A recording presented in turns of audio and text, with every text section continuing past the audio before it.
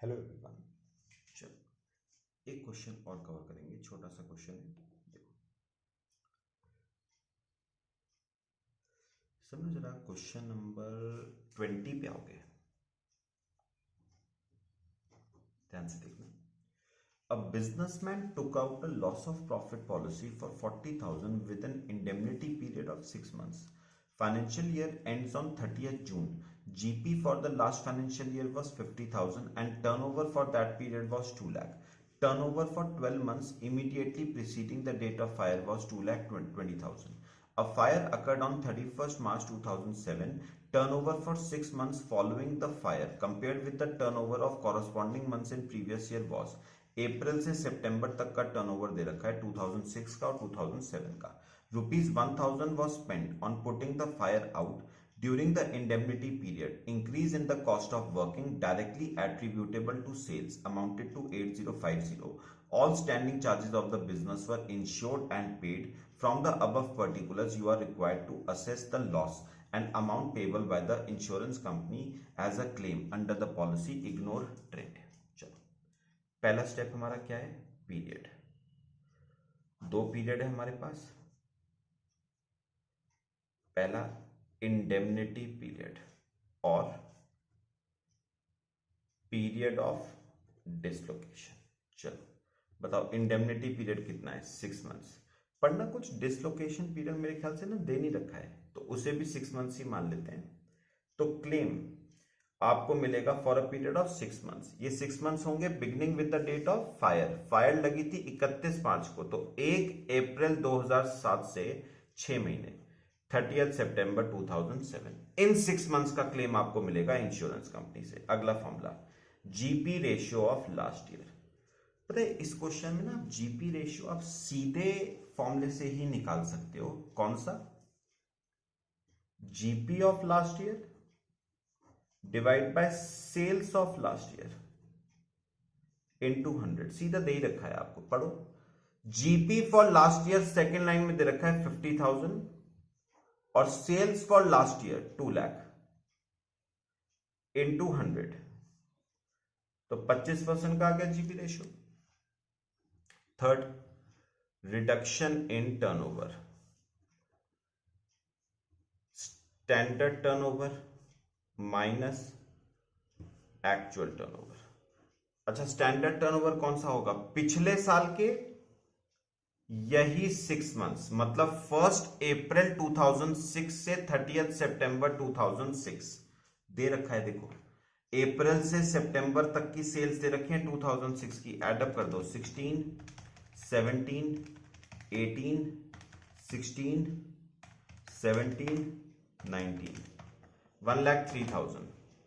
और नीचे उसने ट्रेंड को इग्नोर करने को कहा है आपको, माइनस एक्चुअल टर्नओवर। अब 2007 की सेल्स ऐड कर दो, 6, 9, 14, 16, 18, 63। तो reduction in turnover 40,000। Fourth, loss of GP. Reduction in turnover 40,000 multiply by GP ratio 25%, तो लॉस ऑफ जीपी आ गया आपका 10,000। ठीक है, चलो अगला step, fifth step, admissible increased cost of working. पहला, एक्चुअल एक्सपेंडिचर इंकर्ड। पढ़ना चाह कितना दे रखा है? लास्ट पैराग्राफ में दे रखा है, increase in the cost of working directly attributable to sales amounted to 8050। Second, GP on actual turnover achieved due to increased cost of working. GP है 25%, एक्चुअल टर्नओवर है 63,000।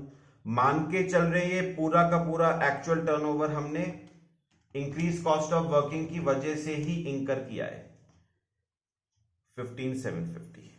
Third, actual expenditure incurred 8050 into GP 25% on annual turnover. अच्छा, annual turnover कौन सा होता है? Fire की date से पिछले 12 महीने का टर्नओवर। पढ़ना, थर्ड लाइन ऊपर पैराग्राफ की। Turnover for 12 months immediately preceding the date of fire was 2,20,000, annual turnover 220, और ट्रेंड इग्नोर करना था, डिवाइड बाय, इसे करो 2,20,000 into 25%, 55,000, GP as above 55,000 plus uninsured standing charges. नीचे पैराग्राफ पढ़ना, all standing charges of the business were insured, सारे के सारे इंश्योर्ड थे, अनइंश्योर्ड कुछ नहीं है, तो ये तो कैंसिल ही हो जाएगा ना, तो 8050 ही आ जाएगा। तीनों में से विच एवर इज लेस, 8050 ही लेस आ जाएगा। 6 step, actual loss, formula loss of GP 10,000, admissible increased cost of working 8050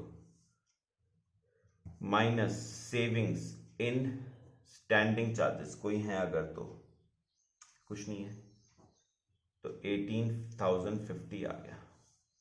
7th, average clause. Average clause apply तब करता है जब अंडर इंश्योरेंस है। अंडर इंश्योरेंस तब होता है व्हेन अमाउंट ऑफ पॉलिसी, कितने की पॉलिसी थी? 40,000 की, is less than GP on annual turnover 55,000, तो अंडर इंश्योरेंस का केस हो गया। फॉर्मूला क्लेम का, amount of policy 40 divide by GP on annual turnover 55 into actual loss 18,050,